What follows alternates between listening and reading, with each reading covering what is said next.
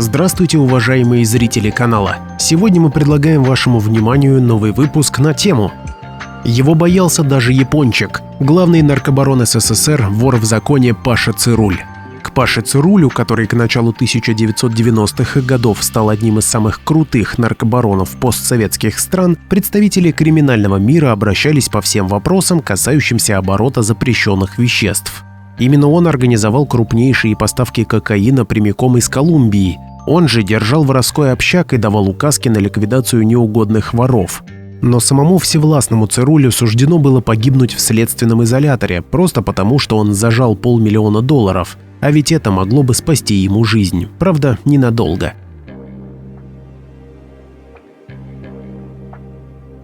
Будущий вор Захаров появился на свет Божий 9 марта 1939 года в Москве.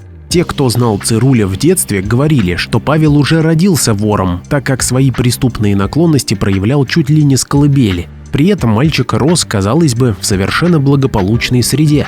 Папа его трудился начальником цеха в крупном заводе Москвы. Семья была не то чтобы богатой, но родители Паши ни в чем себе не отказывали. Как вспоминали потом, малолетка поначалу потихоньку грабил, как говорится, не отходя от кассы. Первой жертвой стала его собственная подслеповатая бабушка, у которой Пашка подворовывал заначки на черный день. Она проживала вместе с родителями Паши и в военные годы, насколько было возможно, копила деньги на всякий случай. Заначка никак не росла, и сначала родители подумали на соседа по бараку, который иногда пользовался их продуктами, и однажды его даже поймали с поличным.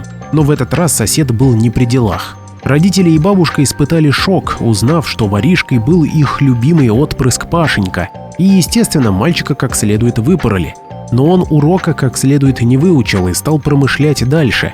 Правда, уже не дома, а на улице. Связался с беспризорниками и в итоге бросил школу, не доучившись до конца 5 класса. Школьное обучение заменили тюремные байки в компании уголовников и уроки на темы, как незаметно вытащить кошелек у приличненького буржуя. Учителем Пашки стал сам Саша Шорин, по паспорту Александр Прокофьев, знаменитый в те времена московский карманник. Так и началось восхождение Паши по преступной карьерной лестнице. Правда, уже на склоне лет сам Захаров говорил, что был просто больным и его не лечили. Якобы он в детстве получил черепно-мозговую травму, и именно это обстоятельство сподвигло его к совершению преступлений. Первая ходка Паши была в 19 лет. Правда, по какой на самом деле причине он сел тогда, не очень ясно. Одни считали, что юный карманник попался при попытке вытащить бумажник у женщины в трамвае. Она подняла крик, и его взяли с поличным. По другой версии, более романтической, молодой преступник взял на себя мокрое дело, которое совершил кто-то из авторитетов. У того был уже не первый труп и грозил большой срок, а Павел официально перед законом был еще чистым. Но судили Захарова не по этим статьям, то есть совсем не за кражу и не за убийство. В личном деле будущего наркобарона значится, что первая ходка была за проникновение в жилище и нарушение равноправия граждан по признаку национальности и отношения к религии. По более достоверной информации, Павел Захаров поругался с соседом по бараку, избил и выгнал его на улицу, а заодно обозвал по национальному признаку. Причина была одна – Пашке захотелось просто улучшить свои жилищные условия. Тот пожаловался куда следует, и в 1958-м Павел получил 10 лет исправительно-трудовых лагерей. Но Захаров категорически не хотел ни трудиться, ни исправляться. С первых же дней за этим уголовником закрепилась слава отрицалы. Он игнорировал тюремное руководство и надзирателей, и ни разу за весь срок не появился на исправительных работах. Получал от надзирателей знатно, они буквально сбивали об него костяшки на кулаках, проводил в карцере недели и месяцы, но не сдавался. Несгибаемый молодой зэк прославился на всю колонию, и местные авторитеты решили сделать его вором в законе. Добро на это дал Вася Бриллиант, по паспорту Владимир Бабушкин, который был главным вором всех времен, с которым Захаров познакомился, будучи в казахстанском лагере. Правда, там случилась кровавая стычка с охранниками, когда погибли несколько осужденных. Эту стычку спровоцировал Паша, что несколько очернило его в глазах авторитетов. Но корону вора Захаров все равно получил и стал зваться Пашкой Цирулем. Так его прозвали, потому что он соглашался лишь на одну работу в тюрьме – стриг и брил головы тюремным авторитетам. По воровским правилам парикмахерства в тюрьме доверяли лишь самым значимым преступникам. По легенде, Пашка как-то допустил оплошность, во время процедуры бритвы порезал ухо кому-то из авторитетов. Тот отреагировал лишь словами «Ну ты и цирульник». Но и тут есть другая версия. У Цируля была подружка-парикмахерша, которая делала замысловатые прически уже ему самому, потому на сходках Захарова и прозвали Цирульником, а потом уже это прозвище сократилось до Цируля. Вышел Павел Захаров на волю в 1961 году, отсидев только 3 из 10, получил амнистию. Однако на воле нужно было подтверждать свой титул вора делами. Цируль начал грабить и хулиганить, и опять попался с поличным. На этот раз ему дали 3 года. В тюрьме он проявил свой непримиримый характер, устраивал выпады в сторону надзирателей и сочувствующих им заключенных, за что Паше приплюсовали еще 2 года колонии. Захаров был настолько жестоким в разборках с неугодными арестантами, что получил еще одно прозвище – «Зверь». Часто все избиения Паша проводил под кайфом. Второй свой срок Цируль отмотал в полный рост, без амнистии и послаблений. Он вышел в 1967 году, за 5 лет став сильно зависимым от наркотических веществ. Из-за этого даже стал страдать воровской авторитет Цируля. Недоброжелатели поговаривали, что во время разборок он решал не по справедливости, а по тому, кто ему больше даст наркотиков. На свободе же пришлось поначалу туговато. Кайфануть хотелось, а денег не было. Нужно было как-то устраиваться на работу хотя бы на первое время. Паша нашел выход. Он продолжил стричь знакомых преступников, набил на этом руку в тюрьмах. Но этих денег тоже было мало, на наркотики не хватало. Потому Цируль сколотил свою банду. Они занимались мошенничеством с чеками внешпосылторга, а параллельно развивали рынок сбыта запрещенных веществ. Со временем Паша Цируль превратился в самого крупного наркобарона СССР и постперестроечной России. Именно потому, что Цируль был главным наркобароном, он оказался в эпицентре скандала огромных масштабов. В конце 1980-х и в 1990-е Захаров оказывал покровительство пушкинской ОПГ. Лидеры этой группировки задумали завести в Россию большую партию кокаина из Колумбии, так сказать, по дешевке. Но нужны были доверенные лица. Цируль обещал помочь пушкинцам за $40 000, так как сам давно уже поставлял кокаин из Южной Америки. Но сделка сорвалась, и колумбийцы залегли на дно. На помощь ОПГ от Цируля отправился начальник одного из кооперативов в столице по кличке Пузо. Оказалось, что виновником в срыве сделки был подручный Пузо по кличке Боксер. Что он натворил, чтобы колумбийцы отказались от сделки, так и осталось неизвестным. Боксера кто-то убил, а жене сказали, что убивал Цируль. И как он ни крутил, но доказать свою невиновность в этом убийстве Захаров так и не смог. В годы перестройки Цируль как раз вышел после очередной отсидки за кражу и поставил себе новую цель – поднять криминальный мир не за счет воровства и преступлений, а с помощью коммерции и махинаций. На одной из сходок Паша поддержал Виктора Никифорова, Витю Калина, который был названным сыном патриарха воровского мира Иванькова-Япончика.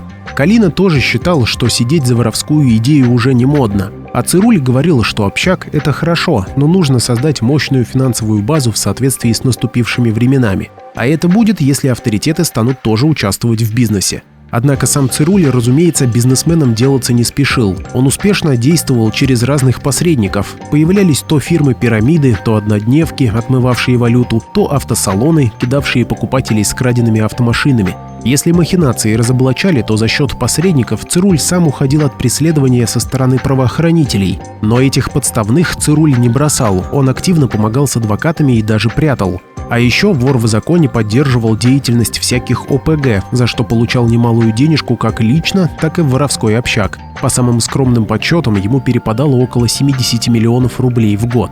К середине 90-х Паша стал официально хранителем общака, то есть он добрался, по сути, до самых вершин преступного мира. Правда, обычным воровством Захаров тоже не гнушался. Это была мания, не ради нужды, а ради развлечения. Иногда это приводило к курьезным ситуациям. Однажды Цируль пришел с приятелем в гостиницу «Националь» и там, поддавшись своей мании, обчистил карманы какого-то солидного гостя, взяв деньги и дорогущие часы. Но радовался недолго. Как оказалось, Цируль ограбил работавшего на западные страны шпиона, а за ним следили спецслужбы. Когда шпиона захватили в гостинице, то ему предъявить было нечего, ведь важные для разведки документы были в портмоне, которое спер Цируль. Эта кража чуть ли не обернулась для Цируля огромными неприятностями, но он вовремя отдал сотрудникам МУРа портмоне. Но деньги и часы шпиона все же оставил себе. Эти вещи чекистам были неинтересны. Не все воры были согласны с Цирулем. Были и те, кто выступал за консервативный порядок воровского мира. Один из авторитетов по кличке Очко на очередной сходке в 1987 году стал говорить против Цируля, заявив, что вор не должен заниматься коммерцией. В тот день его мало кто не поддержал, и тогда Очко стал врагом Цируля, угрожая с ним расправиться. Однажды они подрались, и Паша нанес Очку несколько ударов ножом. Тот выжил, но через 7 лет они вновь случайно встретились в Ялте. Цируль, проигнорировав слова ялтинских бандитов, что Очко их гость, выбросил его в окно. За это убийство Цируля не наказали в воровском мире. Это списали на личный конфликт, который не относился к общей воровской идее. Япончик тоже стал врагом Цируля. Поначалу они дружили. Последний даже помогал Япончику освободиться в 1991 году, выделил большие деньги из общака. Однако Япончик уехал в Америку, и там уже стал говорить, что Цируль потратил общак не на общие воровские цели, а для себя. Дело в том, что в Штатах уже давно жили мать и сестра Цируля, и он переводил им средства на жизнь. Но эти деньги были не из общака, однако Япончику было все равно. Ведь он собирался прибрать к своим рукам предприятия, которыми Цируль владел в США, потому и стал наговаривать на бывшего друга. Разумеется, Паше такой расклад не понравился, и он решил ликвидировать Япончика. Говорят, именно Цируль организовал одно из покушений на Иванькова в 1993 году, в котором тот чудом остался жив. Решил ехать в другой машине. Ответ был быстрым. Цируля задержали в 1994-м, и этому во многом способствовал Япончик. Оказалось, что с начала сентября того же года авторитет находился в активной разработке спецслужб. В момент задержания Цируля сильно избили, хотя причин не было, но доложили, что он якобы отчаянно сопротивлялся. Правда, предъявить Цирулю было им нечего. При обыске в особняке нашли лишь магазин от пистолета ТТ. Потому-то главной уликой были фальшивые документы, используя которые Захаров лечился в клинике от последствий наркозависимости. У него был целый букет болячек, начиная от проблем с сердцем и заканчивая сахарным диабетом. Конечно, Цируль пытался выйти на свободу. Он чувствовал, что этот арест может стать последним. В СИЗО находило людей, помогавших ему держать связь с подельниками на воле, которые обеспечивали его необходимым, в том числе и зельем. Передачки носила ему жена Роза. Она тоже попалась и за это подсела на 5,5 лет тюрьмы. Выяснилось, что единственный способ оказаться на свободе – это передача влиятельным лицам огромной по тем временам суммы денег. Нужно было отдать из общака $500 000.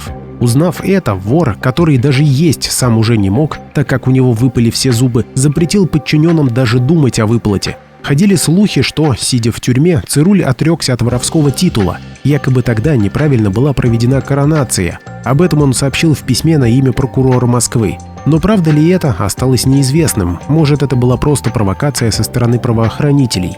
Долларовая взятка стоила Цирулю жизни. Без очередной дозы он почувствовал себя плохо. Это случилось прямо во время допроса 23 января 1997 года в Лефортово. Цируль испытывал отходняк, вдруг посинел и упал со стула. Сердце наркобарона без наркотиков остановилось. Для того, чтобы посмотреть и узнать еще больше интересных фактов неизвестной истории России, подпишись на канал и поставь лайк. Мы постараемся донести до каждого зрителя настоящую неизвестную историю России.